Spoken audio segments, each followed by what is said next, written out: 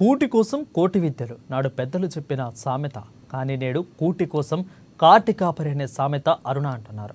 భద్రాద్రి కొత్తగూడెం జిల్లా గోదావరి కరకట్ట పక్కనే ఉన్న వైకుంఠ ధామంలో 17 సంవత్సరాలుగా శవాలు దహనం చేస్తూ కుటుంబాన్ని పోషించుకుంటున్న అరుణతో ఏఎన్ఎన్ న్యూస్ రిపోర్టర్ శ్రీనివాస్తో ఫేస్ టు ఫేస్.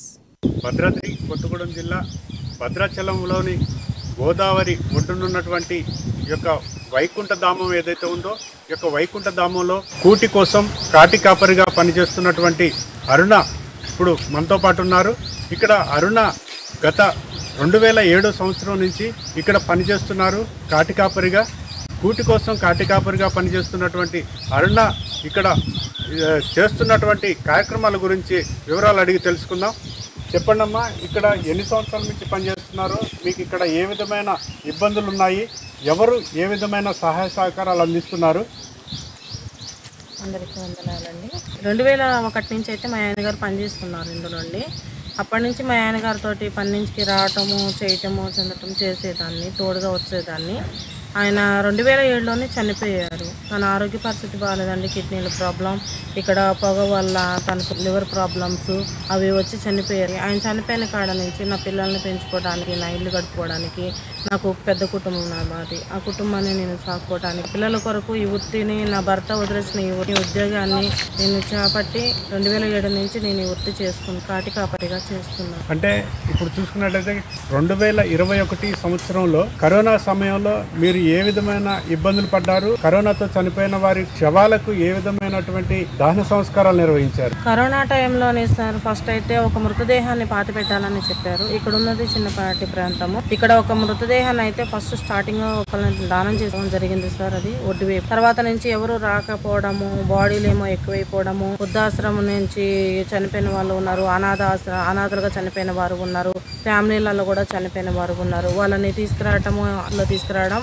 అటు కోవిడ్ సార్, మళ్ళీ లాక్డౌన్, ఈ రెండు ఉంటానా చాలా ప్రాబ్లమ్స్ పడ్డాం సార్. మాకు ఎవరు మంచినీళ్ళు ఇవ్వకపోవడము, మమ్మల్ని రానియకపోవడము, అది కాకుండా ఇక్కడ వర్క్ చేయడానికి కూడా నాకు చేతి కిందకైతే ఎవరు రాలేదు సార్, పనులకు కూడా ఎవరు రాలేదు సార్. రాకపోయేటాలకు నా దగ్గర ఉన్న వారిని పెట్టుకొని నేను, మా నాన్నగారు ఉన్నారు పెద్ద వయసు సార్, అతన్ని పెట్టుకొని నేను ఆయన చనిపోయిన కాడ నుంచి ఈ ఘాటిలోనే నివాసం ఉంటున్నాను సార్. ఒక మృతదేహం వచ్చి వాళ్ళు ఏమన్నా ఇస్తేనే మాకు ఇక్కడ సహాయం సార్. ఒక బత్యంతోనే మేము బ్రతకాలి. ఎవరన్నా కనుక ఇక్కడ వచ్చిన వారు గుర్తించి మాకు ఏమన్నా ఖర్చులకి, కూరగాయలకి, ఆటికి తీసుకునేటారు. అలాంటిది సార్ కోవిడ్ టైంలోని మాత్రం సార్ ఆ మృతదేహాలను తీసుకొచ్చి వాళ్ళు అక్కడ అంత దూరంలో పెట్టి మేము కొంచెం కార్యక్రమం చేయండి అమ్మా. ఆ కోవిడ్ కిట్లతోటే సార్ నేనే కాల్చేదాన్ని, పూడ్చేదాన్ని. వచ్చిన వారైతేనేమో కాస్త వచ్చి చూసుకునేటోళ్ళు బంధువులు ఎవరు లేకుండా కూడా సార్ చాలా మంది కూడాను తీసుకొచ్చి కోవిడ్ కిట్లు అక్కడ బాడీలను వదిలేసి చెప్పేసి వెళ్ళిపోయారు.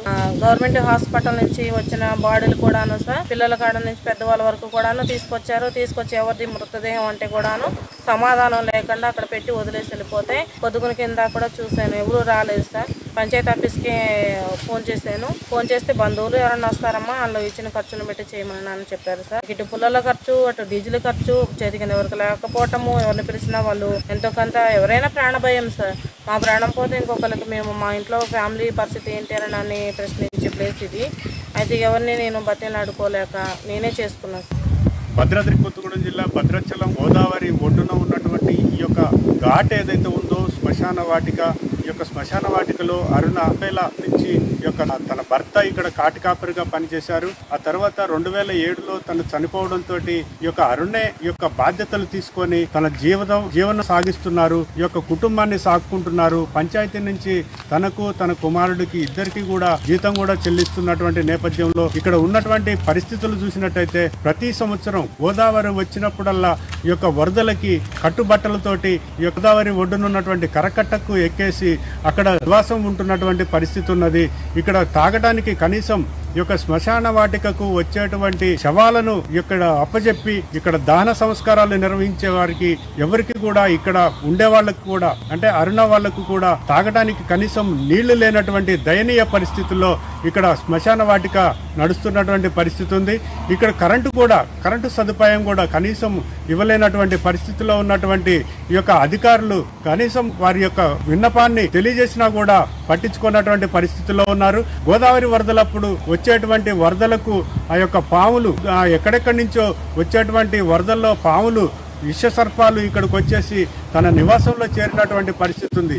ఇప్పుడు కూడా ప్రజెంట్ తను ఉండే నివాసంలో పాములు ఆ రూమ్ లో ఉండటంతో ఆ వాటితోటే సహవాసం చేస్తున్నటువంటి దయనీయ పరిస్థితి ఉంది. ఏ విశ్వసర్పం ఎప్పుడు కాటేస్తుందని చెప్పేసి కూడా తను భయపడుతున్నటువంటి, ప్రాణాలు అరిచేతులు పెట్టుకొని జీవనం గడుపుతున్నటువంటి పరిస్థితి ఉంది. ఇకనైనా ఈ యొక్క అధికారులు ఎవరైతే ఉన్నారో దీనికి సంబంధించినటువంటి పంచాయతీ ఈవో అండర్లో నడుస్తున్నటువంటి నేపథ్యంలో ఈ యొక్క అధికారులు ఇకనైనా స్పందించి తనకు ఇక్కడ కావలసినటువంటి సదుపాయాలు కల్పించి వచ్చినటువంటి విషసర్పించే విధంగా వాటిని నిర్మూలించే విధంగా చర్యలు తీసుకొని ఈ యొక్క చుట్టూ కూడా శ్మశాన వాటిక చుట్టూ కూడా ఫెన్సింగ్ ఏర్పాటు చేయాలని, అలాగే ఈ యొక్క శవాలను కాల్చేటందుకు వాడేటువంటి కట్టెలు ఏదైతే ఉందో ఆ కలప తడిసిన తర్వాత ఈ యొక్క కాల్చేటప్పుడు తీవ్ర ఇబ్బందులకు గురవుతున్నటువంటి నేపథ్యం ఉంది. ఈ యొక్క నేపథ్యంలో వాటికి కావలసినటువంటి షెడ్డును కూడా ఏర్పాటు చేసి ఆదుకోవాలని వేడుకుంటోంది. ఏఎన్ఎన్ న్యూస్ తోటి వేడుకుంటున్నటువంటి నేపథ్యం ఉంది. వీడియో జర్నలిస్ట్ సతీష్తో శ్రీనివాస్, భద్రాద్రి.